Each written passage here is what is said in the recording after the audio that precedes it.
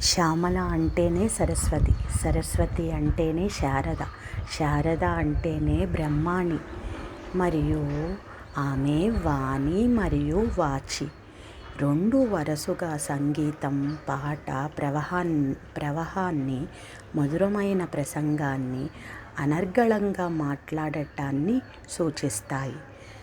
మరి వర్ణేశ్వరి అంటే ఏంటి? అక్షరాల దేవత, కవి జిహ్వగ్రహ వాసిని, కవులు నాలుకపై నివసించేది మన సరస్వతీదేవి.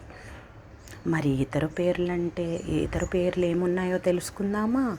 అంబిక, భారతి, చంద్రిక, దేవి, గోమతి, హంసాసన, సౌధామిని, శ్వేతాంబర, సుభద్ర, వైష్ణవి, వసుధ, విద్య, విద్యారూప మరియు వింధ్యవాసిని.